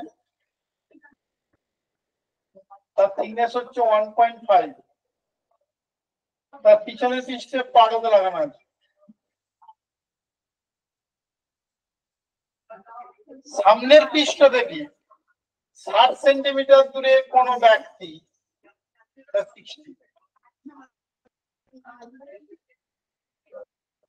প্রাপ্তির দিকে তাকালে প্রাপ্তির সামনের পৃষ্ঠের কত পেছনে, মানে এখান থেকে কত পেছনে তার প্রতিবিম্ব তৈরি হবে।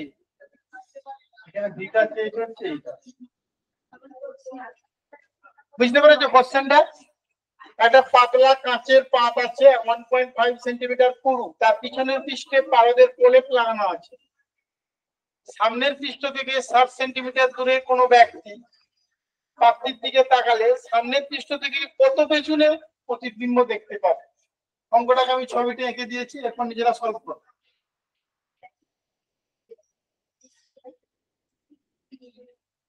এখানে কি ফর্মুলা অ্যাপ্লাই করবে? একটাই formula, real by apparent equal to mu, তাই না? এখানে সে রিয়েল ডেপথ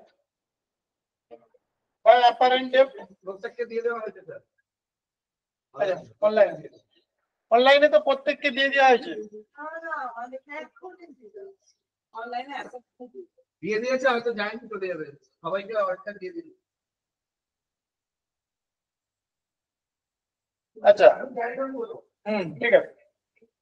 তো রিয়েল বাই অ্যাপারেন্ট সেটা হচ্ছে আমরা মিউ জানি, প্রকৃত বাই আপাতত মানে হচ্ছে মিউ। রিয়েল ডেপথ হচ্ছে এখানে কত, 1.5, বাই অ্যাপারেন্ট ডেপথ কত সমান এটা 1.5, তাহলে অ্যাপারেন্টলি কত হবে? এটা অ্যাপারেন্ট ডেপথটা হবে 1 সেন্টিমিটার,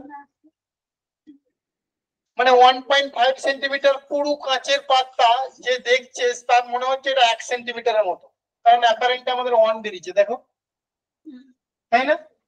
সে তো দূর থেকে দেখছে, সে 1.5 সেন্টিমিটারটা 1 মিটারের মতো 1 সেন্টিমিটারে দেখছে, আছে 1.5 সেন্টিমিটার থিকনেসটা সে 1 সেন্টিমিটার দেখছে এখান থেকে, এখান থেকে সে দেখছে, তো ও পয়েন্টে আছে অবজেক্ট, ঠিক আছে? সুতরাং মার্কারিটা তাহলে 1 সেন্টিমিটার দূরে আছে, তাহলে মার্কারি থেকে বস্তুর দূরত্ব কত? এটাকে তো 1 সেন্টিমিটারের মতো লাগছে, আর সামনের পৃষ্ঠ থেকে 60 সেন্টিমিটার দূরে বস্তু আছে, তার টোটাল বস্তু মার্কারির প্রলেপ থেকে বস্তু দূরত্ব কত? 60 যুক্ত 1, 61 সেন্টিমিটার হবে না? 60 যুক্ত 1 সেন্টিমিটার বলছি 60 সেন্টিমিটার বলছি। এই যে 1.5 সেন্টিমিটার থিকনেস যেটা ছিল সেটা আমাদের অ্যাপারেন্টলি 1 সেন্টিমিটার লাগছে দূর থেকে দেখলে। কেন হচ্ছে সেটা আমরা ফর্মুলাতে দেখিয়ে দিয়েছি। এবার আমি বলছি মার্কারি প্রলেপ থেকে বস্তু দূরত্ব কত, তাহলে এটা তো 1 এর মতো লাগছে, 1 যুক্ত 60 61 হবে না? হলো। এবারে তোমাকে চেয়েছে কি এখানে ইমেজটা চেয়েছে, ইমেজটা বলেছে সামনের পৃষ্ঠ থেকে কত পেছনে, সামনের পৃষ্ঠ থেকে কত পেছনে চেয়েছে। হ্যাঁ না, ঠিক করে বলো, ইমেজটা বলেছে সামনের পৃষ্ঠ থেকে কত পেছনে হবে, মানে এখান থেকে চাইছে ইমেজটা, ইমেজটা তাহলে কত হবে?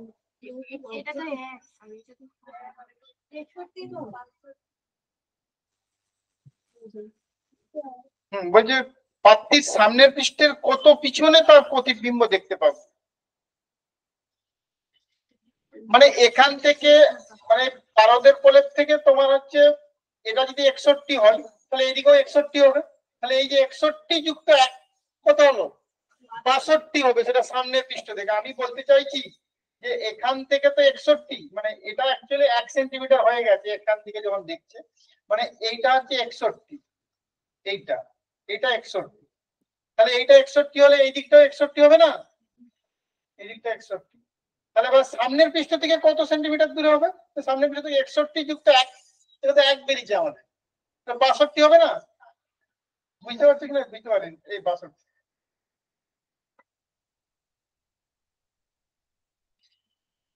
খুব ভালো করে বুঝতে হবে এটা, আমি আরো একবার রিপিট করছি। আমি বলছি 1.5 সেন্টিমিটার পুরু যে কাঁচের পাতটা আছে সেটা অ্যাপারেন্টলি আমাদের 1 সেন্টিমিটারের মতো লাগছে দূর থেকে দেখলে, এটা নিয়ে কোনো অসুবিধা নেই। তাহলে আমি বলছি 1 সেন্টিমিটার যুক্ত 60 সেন্টিমিটার মানে 61 সেন্টিমিটার দূরে আমি দেখছি, 61 সেন্টিমিটার দূরে আমি দেখছি, তাহলে নিশ্চয়ই এখান থেকে 61 সেন্টিমিটার দূরে প্রতিবিম্ব তৈরি হবে, এটা নিয়েও কোনো কনফিউশন নেই, মানে এইটা 61 মানে হচ্ছে এটাও 61। এবার আমার চেয়েছে সামনের পৃষ্ঠ থেকে কত দূরে প্রতিবিম্ব, তাহলে 61 যুক্ত 1 62 হবে না? আমি আরো একবার রিপিট করবো কি এটা? ওটা হয়ে গেছে 1 সেন্টিমিটার, 1.5টা অনেকক্ষণ আগে বলে দিয়েছি, 1.5টা 1 হয়ে গেছে।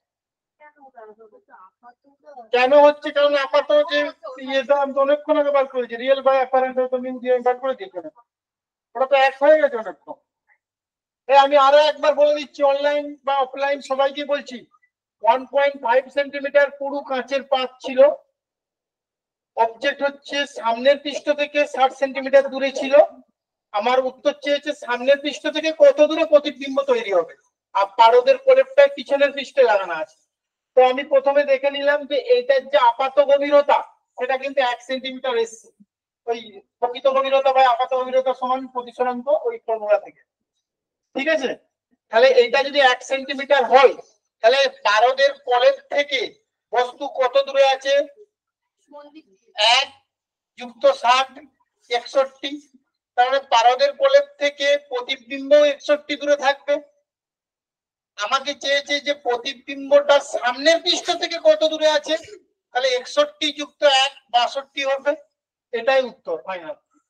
বুঝতে না পারলে আবার জিজ্ঞাসা করো। সি অ্যান্সার চলে আসবে। এটা কিছু মানে কোনো ক্যালকুলেশনে কিছু বলা যাবে না, এটা বুঝতে হবে শুধু।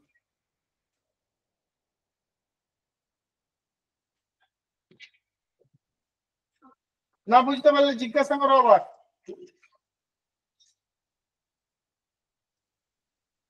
এইটটি থ্রি কিন্তু হয়ে গেল, হ্যাঁ 86 এ চলে যাবো। ও 86 আছে, আবার 83 পরে 86।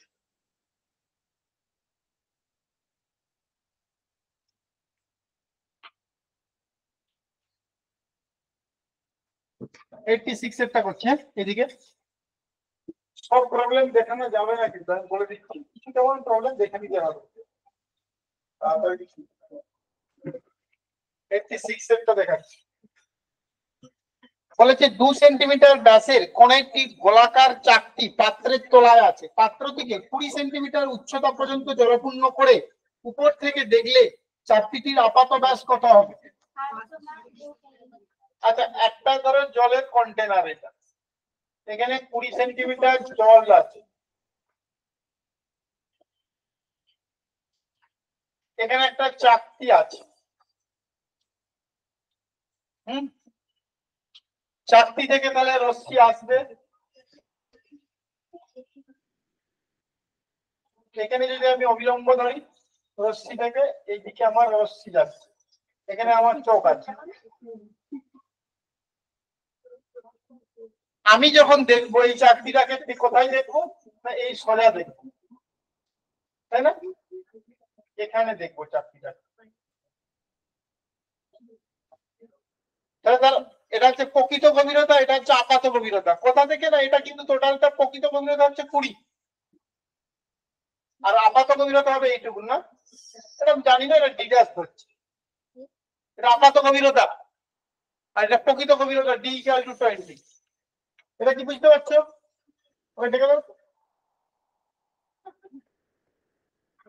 ঠিক আছে, এটা হচ্ছে প্রকৃত গভীরতা, এটা হচ্ছে আপাত গভীরতা। আমাকে চেয়েছে যে উপর থেকে দেখলে চাকতিটির আপাত ব্যাস কত হবে। আচ্ছা, এই যে আপাত ব্যাসের কোনো কিছু পরিবর্তন হবে না, আপাত ব্যাস যেটা শুধু উচ্চতা পরিবর্তন হচ্ছে, আপাত ব্যাসটা একই থাকবে। লিখবে যে কি চাকতি, তো কি বলেছে চাকতি, হ্যাঁ চাকতিটির উচ্চতার পরিবর্তন হবে, উচ্চতার পরিবর্তন হবে উপর থেকে দেখলে উচ্চতার পরিবর্তন হবে, কিন্তু ব্যাসের কোনো পরিবর্তন হবে না। ব্যাসটা একই থাকবে, ব্যাসের কোনো পরিবর্তন হবে না। তোমরা 1 টাকার কয়েন 1 বালতি জলে ফেলে দিবে, দেখবে যে কয়েনটা মনে হচ্ছে উপরে উঠে চলে এসছে, না? হয়তো, কিন্তু কয়েনটার যে ব্যাসটা কিন্তু একই দেখতে পাবে। এটা বলতে চাইছি এই অঙ্কটার মাধ্যমে। মানে চলে এসছে উপরে, মানে কি উচ্চতার পরিবর্তন হচ্ছে, কিন্তু কয়েনের যে ব্যাস সেটার কোনো পরিবর্তন হচ্ছে না। উচ্চতার পরিবর্তন হবে কিন্তু ব্যাসের কোনো পরিবর্তন হবে না। সুতরাং 2 সেন্টিমিটারই থাকবে। এখানে অপশন চলে আসবে, বি এরটাই চলে আসবে। বুঝতে পারছো কিনা দেখো, বুঝতে পেরেছো? চাকতিটির উচ্চতার পরিবর্তন হবে কিন্তু ব্যাসের কোনো পরিবর্তন হবে না, 86 এর প্রবলেম।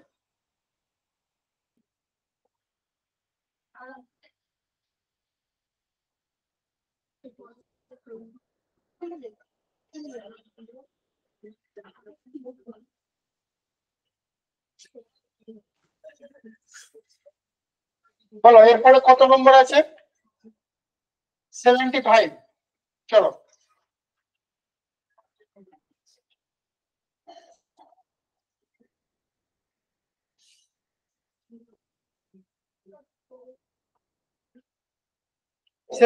এরটা খুবই সহজ প্রবলেম, আমি অঙ্কটা পড়ে শোনাচ্ছি, তাদের কাছে নাই। কোন একটি মাধ্যমে আলোক তরঙ্গের কম্পাঙ্ক দেওয়া আছে, তরঙ্গ দৈর্ঘ্য দেওয়া আছে, প্রতিসরাঙ্ক বার করতে বলেছে। প্রতিসরাঙ্ক বার করতে বলেছে, তাহলে প্রতিসরাঙ্ক সমান কি? সি বাই ভি, তাই না? সি বাই ভি, শূন্য মাধ্যমে আলোর বেগ বাই কোন মাধ্যমে আলোর বেগ, সি বাই ভি।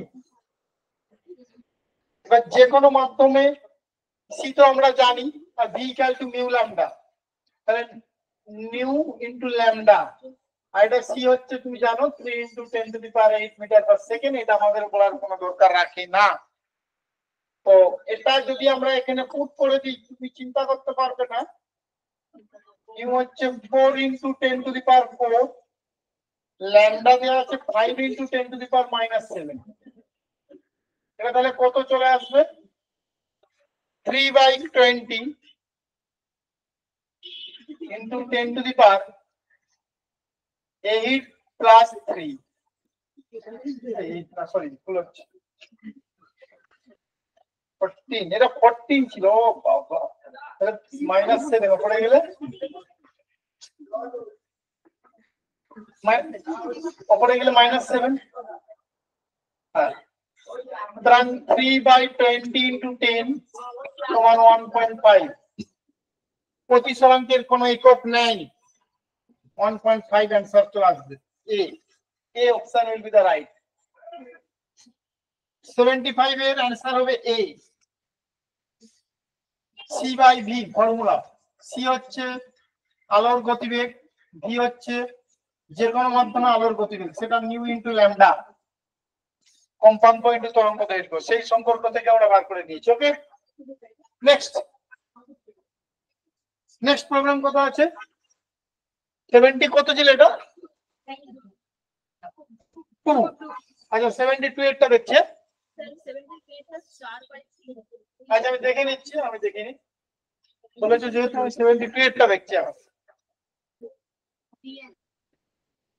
72, 40 ফুট গভীর একটি ট্যাঙ্ক তেল দ্বারা পূর্ণ, ইয়ার ভূমি অপরের তল থেকে 30 ফুট গভীর মনে হলে তেলের প্রতিসরাঙ্ক কত?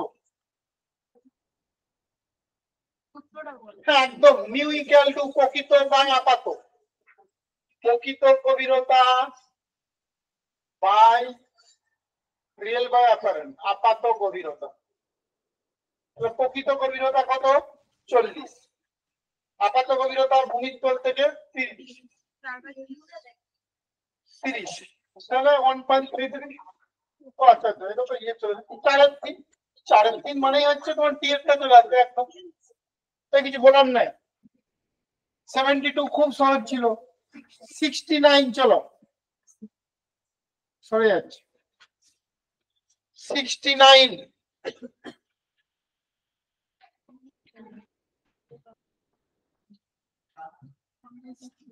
একটি তরঙ্গের তরঙ্গ দৈর্ঘ্য দেওয়া আছে 69, ইয়ার তরঙ্গ সংখ্যা কত হবে? আমরা একটা ফর্মুলা জানতাম, হ্যাঁ, তরঙ্গ সংখ্যা চেয়েছে না? হ্যাঁ, তরঙ্গ সংখ্যাকে আমরা নিউ বার বলি, এটা সমান কি 1/λ,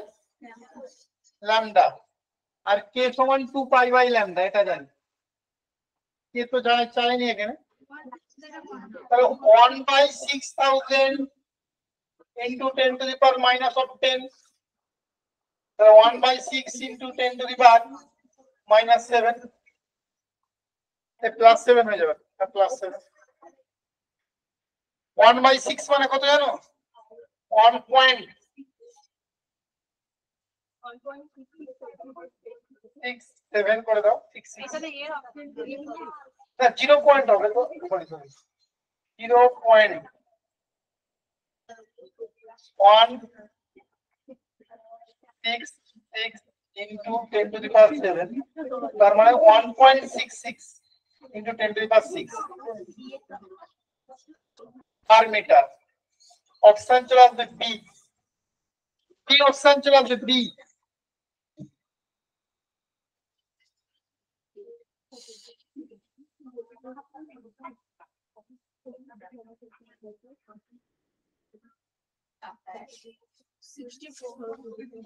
এরপরে কত আছে 64 এটা মুচ্ছি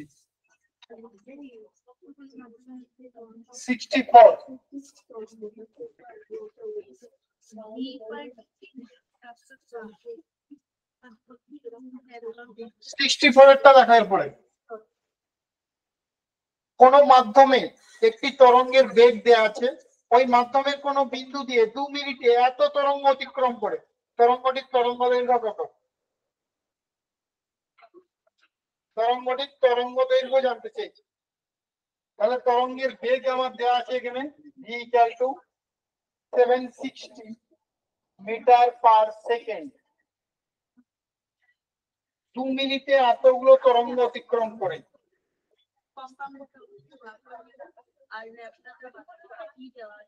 v দেওয়া আছে আমার v = mu lambda formula lambda বার করতে হবে তাহলে নিউটা কত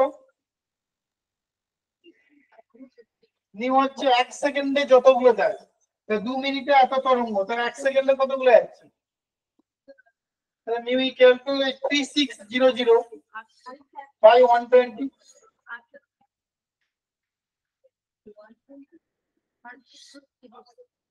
30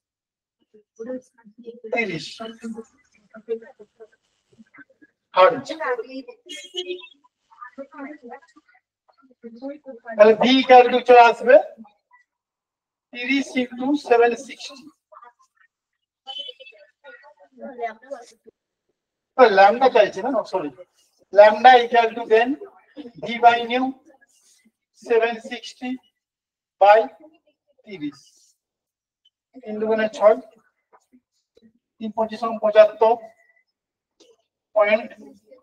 75.3 মিটার বুঝতে পেরেছো 1 সেকেন্ডে যতগুলো তরঙ্গ যাবে সেটাই কম্পাঙ্ক তাই না সেটা ফর্মুলা আচ্ছা হয়ে গেছে আর কি কোনো কিছু প্রবলেম আছে নোটসটা থেকে রিফ্র্যাকশন থেকে আর কোনো কিছু কি প্রবলেম আছে একটু কুইক দেখে আমি প্রিজিমকে স্টার্ট করব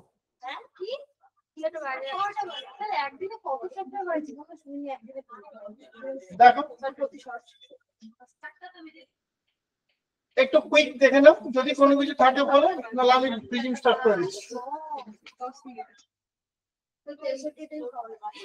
হ্যাঁ 63 63 তো কাছেই ছিল বাড়িতে করতে হবে মানে করবে না হ্যাঁ পরে দিয়ে দেখাবো আচ্ছা দেখে নাও 63টা কি আছে বায়ু মাধ্যমে আলোর বেগ দেওয়া আছে জলের প্রতিসরাঙ্ক দেওয়া আছে জলে 500 মিটার দূরত্ব অতিক্রম করতে কত সময় লাগবে জলে 500 মিটার দূরত্ব অতিক্রম করতে আলোর কত সময় লাগবে এখানে তোমার হচ্ছে ওই যে অপটিক্যাল পাথ যেটা ইনটু ল্যামডা হ্যাঁ তো দেখে দিচ্ছি 63টা যদি মনে হয় 63টা একটু দেখে দিচ্ছ বলছে যে এটা হচ্ছে এই দিকেরটা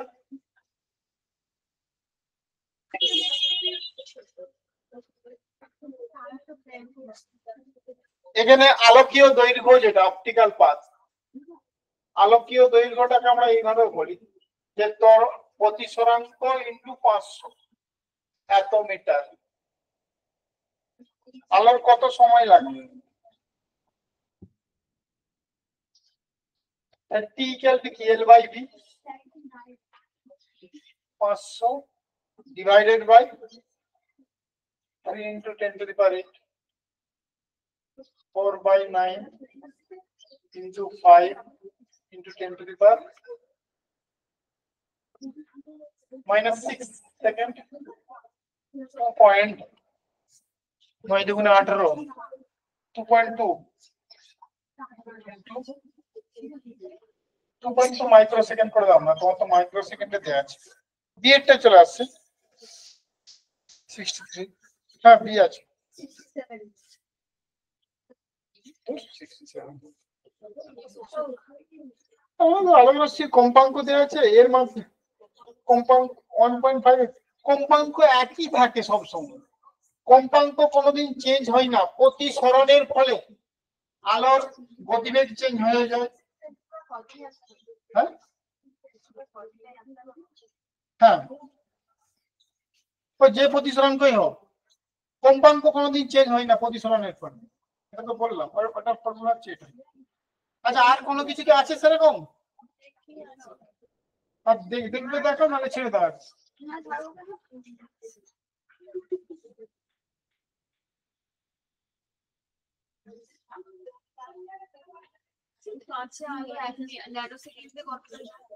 কত নম্বরটা বলো? 66। হ্যাঁ, কাঁচে আলো 1 ন্যানো সেকেন্ডে কত যায় পারবে না? দেখাচ্ছি।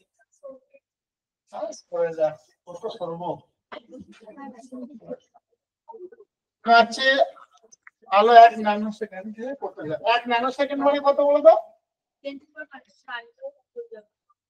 10 to the power -9 সেকেন্ড।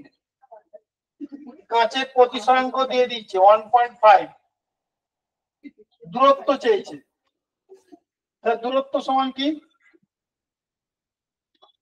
এখানে অপটিক্যাল মানে মিউ ইনটু টি। কাঁচে আলো দূরত্ব মানে কি? আচ্ছা, ভি ইনটু টি, দূরত্ব মানে ভি।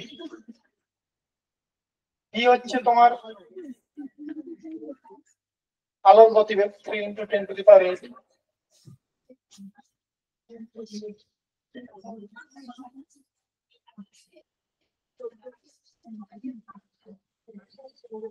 মানে তোমার হচ্ছে মিউ মানে সি বাই ভি, ভি মানে C by mu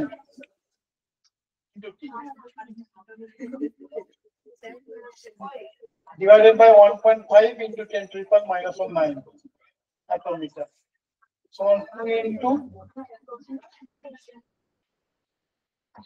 -1 meter, 0.2 meter মানে 20 সেন্টিমিটার। 20 সেন্টিমিটার হবে ডি। বুঝতে পেরেছো?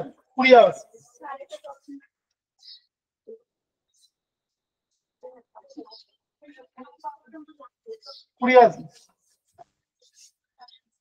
আর কিছু?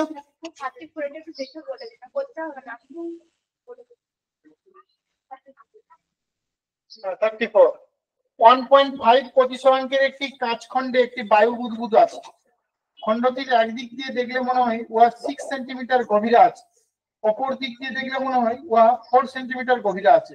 তাহলে কাঁচখণ্ডটির বেদ কত? এটা হচ্ছে তোমাদের সেই আপাত গভীরতা আর প্রকৃত গভীরতা এইভাবে করতে হবে। দেখাচ্ছি 34, ও দেখাতে হবে না, দুটো বলা যাবে। 34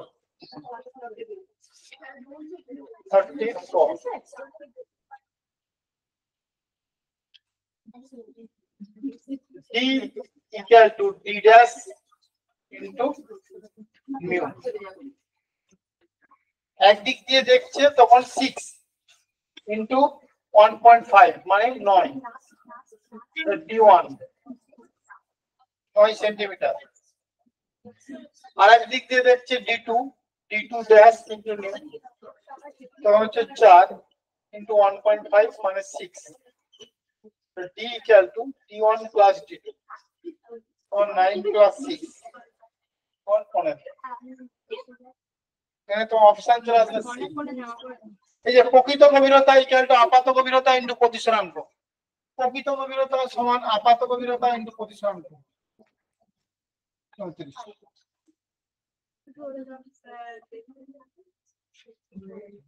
আর কি আর কিছু নাই তো?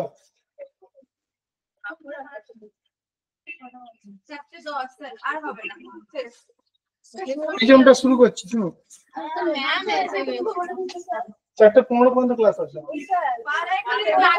কত নম্বর?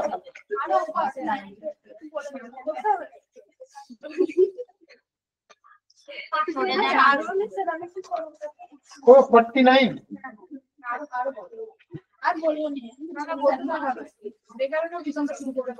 হীরক এবং কাঁচের সংকট কোণ দেওয়া আছে 24 ডিগ্রি আর 42 ডিগ্রি।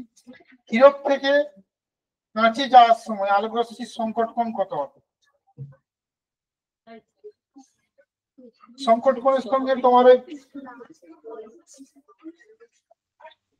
প্রতিসরাঙ্কের যে সম্পর্ক আছে হীরক, হ্যাঁ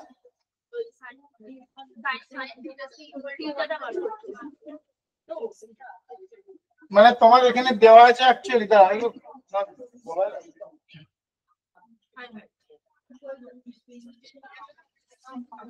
49।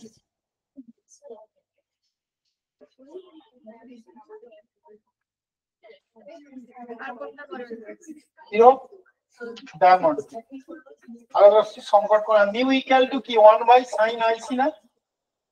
এই ফর্মুলাটা জানো তো? এই ফর্মুলাটা অ্যাপ্লাই করবে। সংকট কোণটা তোমার চেয়েছে, হীরক এবং কাঁচের সংকট কোণ দেওয়া আছে। হীরক থেকে কাঁচে যাওয়ার সময় আলোক রশ্মির সংকট কোণ কত হবে? হীরে থেকে কাঁচ, ধরো এটা হীরে, এটা কাঁচ, আলোক রশ্মির সংকট কোণ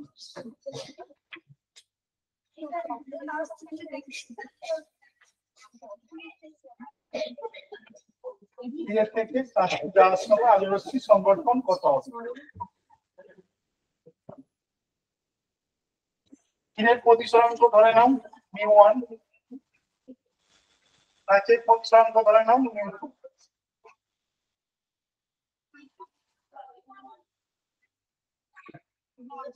এটা অ্যাকচুয়ালি কি হয়, এটা μ2 ধরে এটাকে জ্ঞান না, এটাকে μ1 ধরে। এটা μ মানে কি sin I by sin R না?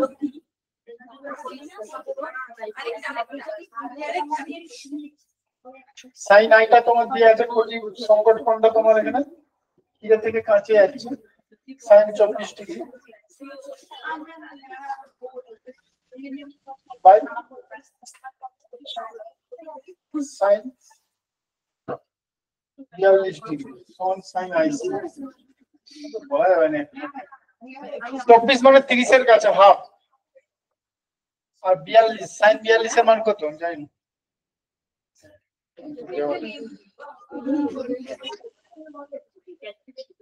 24 মানে 30 টা যদি ধরি, তোমরা এই ফর্মুলা ধরে করবে, এখানে আইসি বেরিয়ে যাবে, ঠিক আছে?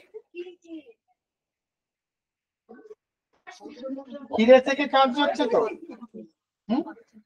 তাহলে এখানে আমার প্রতিসরাঙ্কটা আমরা কি ধরি? এটা হচ্ছে প্রথম মাধ্যমের প্রতিসরাঙ্ক দ্বিতীয় মাধ্যমের সাপেক্ষে, মানে এটা 2μ1।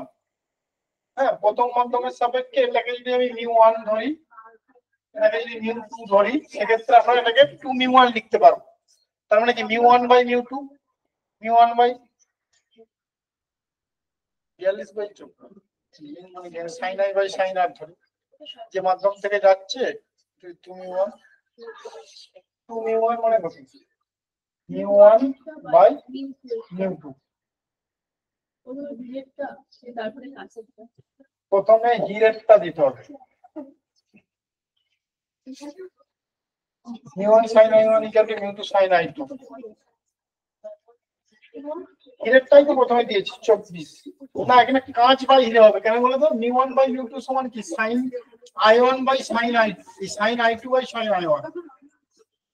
সেই ফর্মুলা থেকে এটা এখানে তোমার হচ্ছে অ্যাকচুয়ালি চলে আসবে sin 42/24। এটা তোমার ক্যালকুলেশন করতে হবে, করে পেয়ে যাবে, আর কিছু না। আর কিছু নাই তো? কারো কিছু?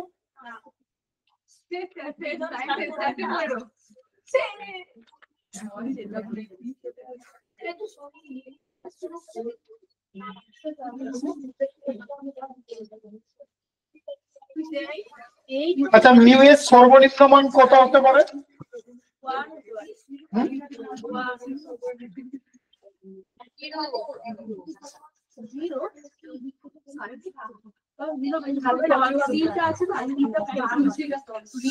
ম্যাক্সিমাম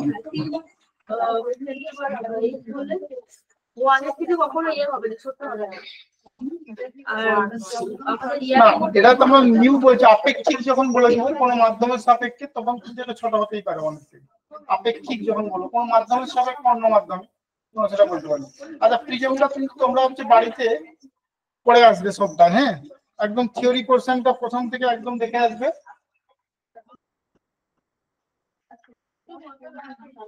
তোমাদের তো নোটস তো দিয়ে দেওয়া হয়ে গেছে, আমি আর শুরু করছি না আজকে যেহেতু এখন আর সময় নেই। ফর্মুলাগুলো একটু দেখে রাখবে প্রিজমের ক্ষেত্রে, এবং ন্যূনতম যে চ্যুতিকোণ আর প্রিজমের প্রতিসরক কোণের মান কত হলে কোনো লাইট পাওয়া যাবে না, এগুলো আর কিছু কত আছে এখানে।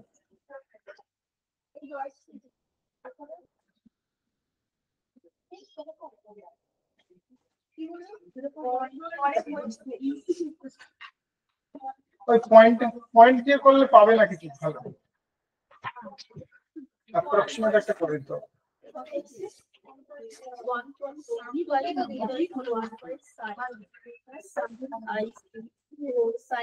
ঠিক আছে তাহলে আজকে এখানেই থাকছি, তো বেজে গেছে।